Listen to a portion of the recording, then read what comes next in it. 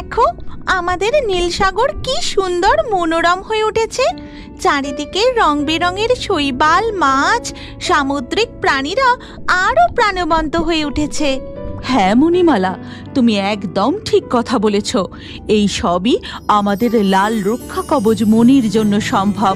না হলে যে শীত পড়ার সাথে সাথেই আমাদের নীল সাগরের পরিবেশ ঠান্ডায় ফ্যাকাশে হয়ে যেত। ঠিক সেই সময় নীল সাগর রাজ্যে এসে উপস্থিত হয় হিম শক্তিধারী নাগরাজ। ওই তো জল রাজার মহল দেখা যাচ্ছে। নিশ্চয়ই ওর মধ্যে ওই রহস্যময়ী লালমণি লুকোনো আছে। এই কথা বলে নাগরাজ মহলের দিকে এগোতেই সেখানে মণিমালা ও তার মা ঝিনুকমালা জলপরি নাগরাজের পথ আটকায়। এ কি, আপনি কে? আপনি সোজা মহলের দিকে যাচ্ছেন যে? আপনাকে দেখে তো আমাদের জলরাজ্যের মনে হচ্ছে না। আপনার পরিচয় বলুন। আমার পরিচয় স্থলভাগে আমি নাগরাজ রূপে পরিচিত, কিন্তু এই নীল সাগর রাজ্যকে পরাস্ত করার পর তোমরা আমাকে সম্মানের সাথে বলবে হিমরাজ।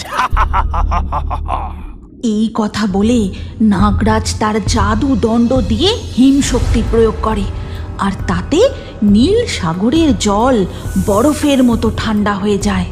মা, সমুদ্রের জল হঠাৎ এত ঠান্ডা হয়ে গেল কি করে? আমার খুব ঠান্ডা লাগছে। এই ঠান্ডা আর সহ্য করতে পারছি না। যেন মনে হচ্ছে আমি এক্ষুনি বরফ হয়ে জমে যাব। মণিমালা, তুমি এক্ষুনি মহলের ভিতরে গিয়ে তোমার পিতাকে খবর দাও। আমাদের রক্ষা কবচ মণিকে এই দানবের হাত থেকে সুরক্ষিত করতে হবে। মা ঝিনুকমালার কথা মতো মণিমালা মহলের ভিতরে গিয়ে তার পিতা জলরাজাকে বলে, পিতা, সর্বনাশ হয়ে গেছে।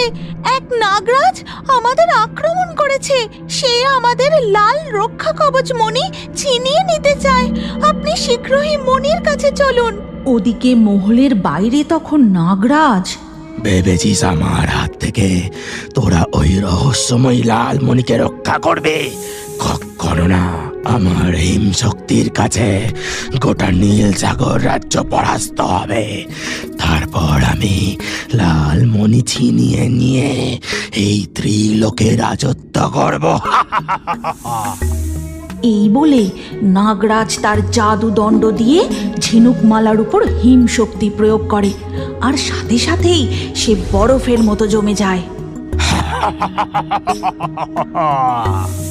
এরপর নাগরাজ সোজা গিয়ে পৌঁছে